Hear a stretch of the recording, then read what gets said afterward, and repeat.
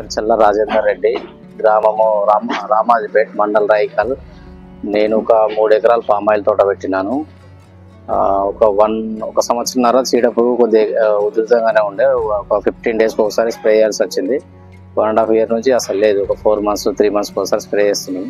బాగున్నది. ఇప్పటికైతే మాకు 1 ఇయర్కే ఫస్ట్ పూత వచ్చేసింది. ఫస్ట్ సెకండ్ 2 ఇయర్స్ అయితే 2 సార్లు కట్ చేసినాము.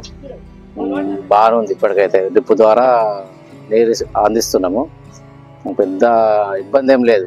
బాగుంది. క్రాప్ వస్తే ఇక దానికి చెప్పగలం, కానీ ప్రస్తుతానికి అయితే బాగానే ఉన్నది. అంతకుముందు ఏం పంట పండించారు? పొలం వరి వేశారు. వరి. ఎన్ని ఎకరాలు ఉన్నాయి మీకు? నాకు మామిడి తోట ఉంది, ఒక 5 ఎకరాలు. ఈ పొలము 5 ఎకరాలు ఉంటే 3 ఎకరాలు పామాయిల్ పెట్టినాం. ఇప్పుడు అన్నిటికంటే శుభ్రమైన పంట ఏది అనిపిస్తుంది మీకు? ప్రస్తుతానికి అయితే ఇది ఓకే.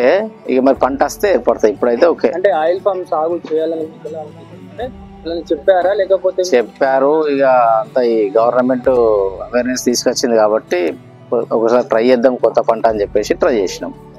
చూసిరా అంటే ఎక్కడైనా ఆయిల్ ఫామ్?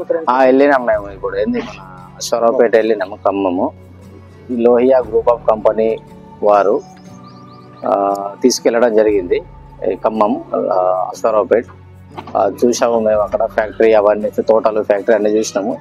బాగానే అనిపించింది. ఒకసారి ట్రై చేద్దాం కొత్త పంట. ఆల్రెడీ ఇవి మనకు మామిడి తోట, ఇవి తోటలు ఉన్నాయి కదా, ఇది కూడా కొత్త ట్రై చేద్దాం అని చెప్పేసి పెట్టినాము. ఇప్పటి వరకు అయితే బాగున్నది తోట. ఇక మరి పంట వస్తే ఏర్పడుతుంది.